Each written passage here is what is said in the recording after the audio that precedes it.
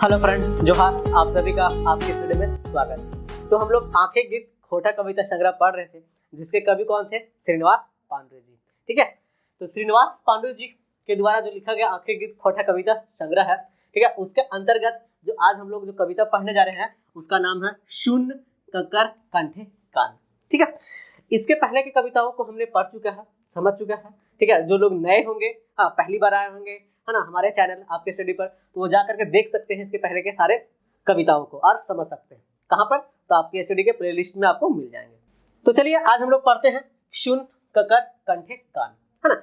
यह जो कविता है एक प्रकार का छायावादी, है ना, कविता है, छायावादी भाव से कविता है, जिसमें कवि जो है कभी अलग चीज को, है ना, अलग अलग चीजों को एक साथ मिलाकर बताने का प्रयास कर रहे हैं। और वो कह रहे हैं कि शून्य ककर कंठे गान, कि सुनो किसी का, है ना, किसके कंठ का गान, यानी किसका गला का आवाज से, है ना, गले के यानी बोल सकते हैं किसका मधुर आवाज से जो बोल रहे हैं कि ठूठ डाली में क्या आता है तो फूल फूटने लगता है, नदियों में क्या होता है, जो सूखी नदियां हैं उसमें बाढ़ उमड़ने लगती है, और वो कहाँ जाने लगती है? समुद्र के, है ना, महासागर में जाने लगती है। ठीक है, और वो अलग अलग चीजों के बारे में इसमें बताने का प्रयास किए हम कवि इस कविता के माध्यम से। तो चलिए इस कविता को हम लोग पूरा पढ़ेंगे, समझेंगे, और अंत में इससे कुछ इंपॉर्टेंट एमसीक्यू क्वेश्चंस को भी हम लोग जानेंगे, जो कि एग्जाम के, है ना, पॉइंट व्यू से बहुत इंपॉर्टेंट होंगे। तो आप लोग अंत तक बने रहें और इस कविता को पूरा समझें। तो देखिए कविता में बोल रहे हैं कवि, है ना, कि शून्य केकर कंठे गान, यानी कि किसी का जो कंठ का आवाज है, गला का जो, है ना, आवाज है, यानी मधुर आवाज है।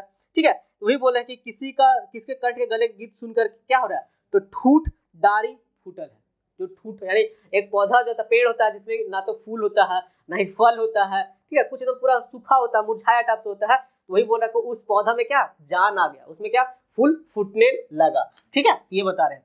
यह ना एक प्रकार का जैसे छायावादी कविता है। जैसे इसमें क्या कवि जी जो है वो छायावादी में क्या होता है, कभी अलग अलग चीजों के बारे में वर्णन करते हैं, कभी प्रकृति के सौंदर्य के बारे में वर्णन करते हैं, तो कभी स्त्री के सौंदर्य के बारे में वर्णन करते हैं, कभी मानवतावादी के बारे में सौंदर्य वर्णन करते हैं, तो कभी कभी किसी अन्य चीज को वर्णन करते हैं, और सब चीज को एक ही भाव में मिलाकर बताने का प्रयास करते हैं।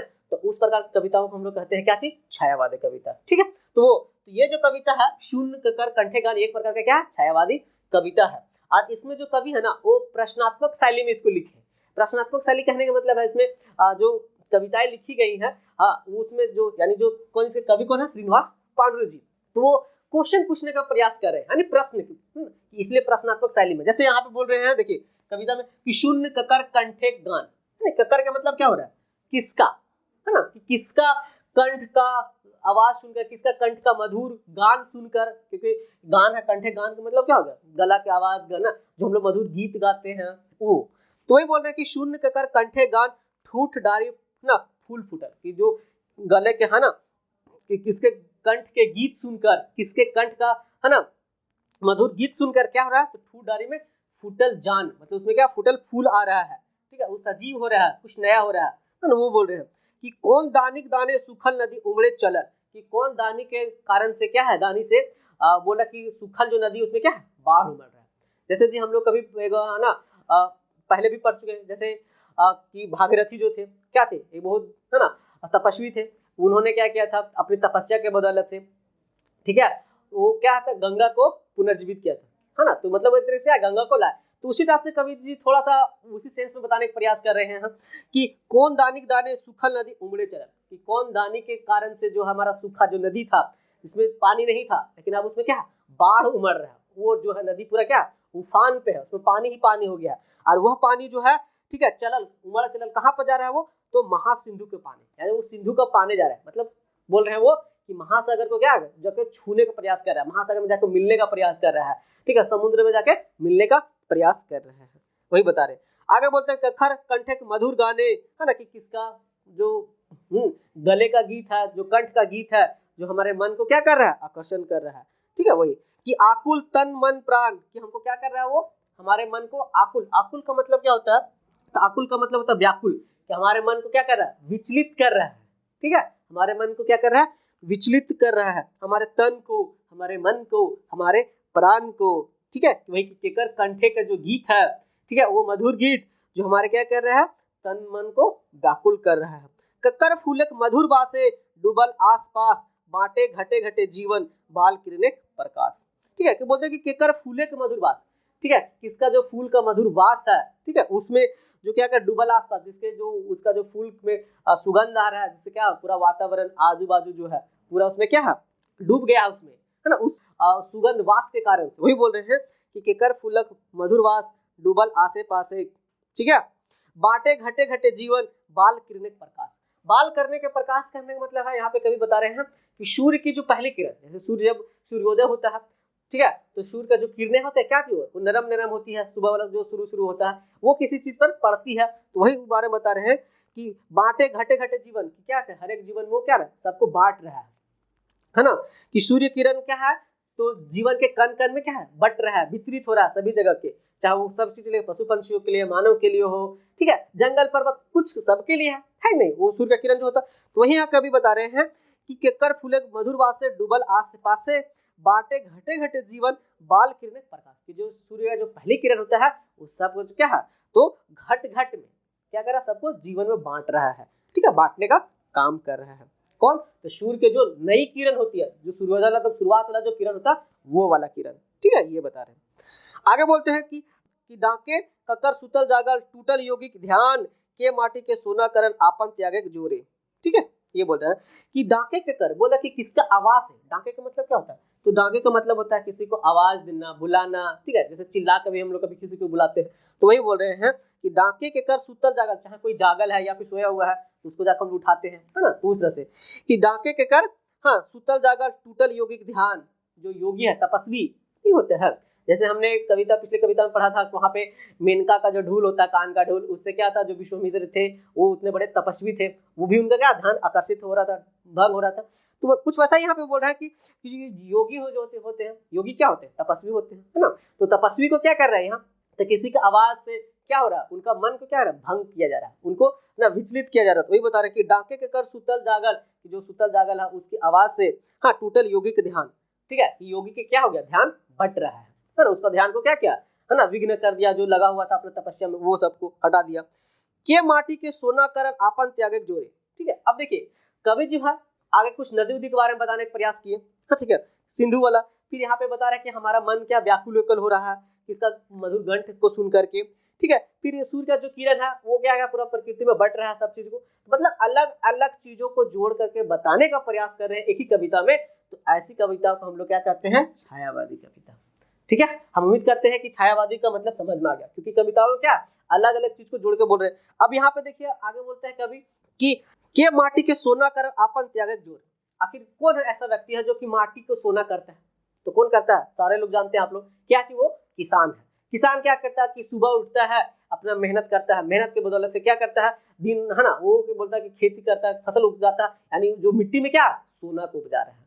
ठीक है, वैसे भी कहा जाता है कि मेरे देश की धरती सोना उगले, ठीक है, उगले हीरे मोती। इस तरह से क्यों हमारे किसान जो होते हैं हमारे देश के वो बहुत मेहनती होते हैं, अपने मेहनत के बदौलत यानी अपने त्याग के बदौलत, वही बोला अपने त्याग के जोर से क्या करते हैं तो धरती में सोना उगाते हैं। क्या करते हैं धरती में सोना उगाते हैं। तो वही बोला कि माटी की सोना करल आपन त्याग जोरे। और आगे बोलते हैं कि नूतन शिशुक मधुर हासी फूटल बूढ़ी के।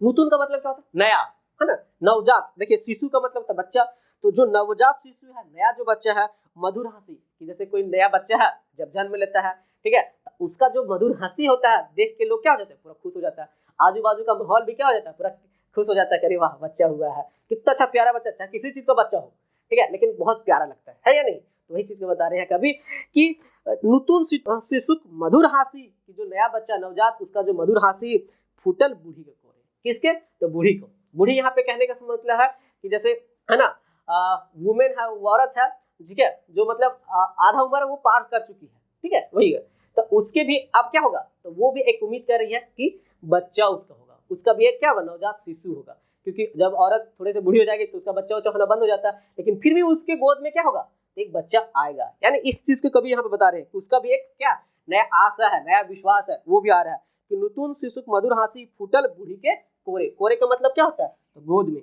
कि जो बूढ़ी है उसके भी गोद में क्या होगा एक नवजात बच्चा होगा, और उसका जो हंसी होगा उसका मधुर हंसी देख के लोग क्या होगा खुश होंगे। इस तरह तो आगे बोलते हैं कि करल के चीर कुंवारिक मांगे सौभाग्य सिंदूर दान। कि करल के चीर कुंवारिक, चीर कुंवारिक का मतलब क्या होगा कुंवारी कन्या, ठीक है, जिसका शादी नहीं हुआ है, ठीक है, तो वो उसको कहते हैं हम लोग चीर कुंवारी। तो के कहा बोलते करल के चीर कुंवारी मांगे सौभाग्य है ना सिंदूरदान, कि कौन जो चीर कुंवारी है उसको मांग में सिंदूर दे करके उसको विवाह करके कौन उसको सौभाग्यवती बनाता है, ठीक है, कौन उसको सौभाग्य। तो यह जो कविता था इसमें कवि जो थे क्या एक तरीके से प्रश्नात्मक शैली में इसको लिखे हैं, है ना, वो हमेशा प्रश्न पूछने के ही प्रयास किए हैं। जैसे लास्ट लाइन में भी वो करल के चीर कुंवारी को मांगे, ठीक है, सौभाग्य सिंदूरदान, तो उसमें तो इस तरह से ये है ना याद रखना था आपको, ये प्रश्नात्मक शैली में लिखा गया एक छायावादी कविता, ठीक है, जिसमें कवि जो बोल रहे हैं कि किसके कंठे के मधुर गान से, किसके कंठे के आवाज से, किसके कंठे के गीत से क्या हो रहा है, तो जो फूट जो डाली है, फूट जो पौधा उसमें फूल फूट रहा है, नदियों में क्या है उमाड़ आ रही है, ठीक है, जो बूढ़ी औरत है यानी उसको भी गोद में बच्चा हो रहा है, ठीक है, और इस और जो किसान है वो क्या कर रहे हैं धरती को सोना बना रहे हैं। तो इस भावे का ये कविता था, ठीक है। तो हम उम्मीद करते हैं कि आपको ये समझ में आ गया होगा। अब चलिए आगे इससे कुछ हम लोग इंपॉर्टेंट एमसीक्यू क्वेश्चंस को भी हम लोग जानते हैं। तो देखिए इसका पहला जो क्वेश्चन है ना, वो है शून्य के कर कंठे गान कैसन भावे कविता, ठीक है। सबसे पहला यही क्वेश्चन पूछा जाएगा यदि इससे कि शून्य के कर कंठे गान है, ठीक है, ये कैसन भाव की कविता है, यानी इसका भाव कैसा है, किस भाव का कविता है, तो याद रखना ये कैसा होगा, छायावादी होगा, ठीक है। मैंने छायावादी के बारे में बता चुका है, छायावादी मतलब क्या होता है, जब कभी किसी एक चीज के बारे में नहीं बता करके है ना कई चीजों को एक साथ जोड़ करके बताने का प्रयास करते हैं तो उसको कहते हैं छायावादी। यानी कभी प्रकृति का चित्रण का वर्णन किए हैं, कभी नारी का है ना सौंदर्य के बारे में वर्णन किए हैं, कभी मानवता के बारे में वर्णन किए हैं, कभी प्रकृति के बारे में वर्णन किए हैं, तो कभी किसी और चीज के बारे में वर्णन किए हैं, ये सारे चीज को मिलाकर छायावादी हो गया। तो याद रखना ये छायावादी कविता। ओके, अगला है शून्य ककर कंठे गान कौन शैली में लिखल कविता है, तो कौन शैली में लिखा गया कविता है ये, तो प्रश्नात्मक शैली में लिखा गया है, जिसमें कवि क्या है ना लाइन में प्रश्न पूछने का प्रयास कर रहे हैं, ठीक है, तो याद रखना। अगला नूतन शिशुक मधुर हासी फूटल बूढ़ी कोरे करल के चीर कुंवारी मांगे सौभाग्य सिंदूर दान।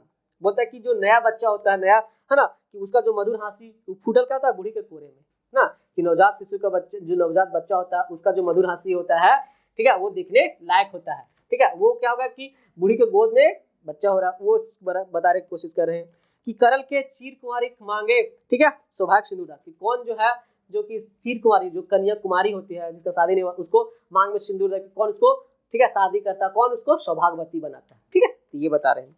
ये पूछा जा रहा है ये पंक्ति कौन कविता का टुकड़ा है, तो कौन कविता का टुकड़ा है, सुन के कर कंठे गान, जो कि आंखें गीत खोटा कविता संग्रह में सम्मिलित है, जिसमें कुल कविताओं की संख्या कितनी है 72 है, ठीक है, उसमें 71 कविताएं हैं और एक क्षणिका है। क्षणिका का मतलब होता है कि एक क्षण में कही जाने वाली कविता। ये छोटे होते हैं लेकिन इनका जो अर्थ होता है, इनका जो भाव होता है वो भी बहुत गंभीर होता है। जैसे कहते हैं कि सागर में गागर में सागर भरने वाला, क्या बोलते हैं, गागर में सागर भरने वाला, इस भाव की ये होते हैं क्षणिकाएं, तो ये याद रखने हैं।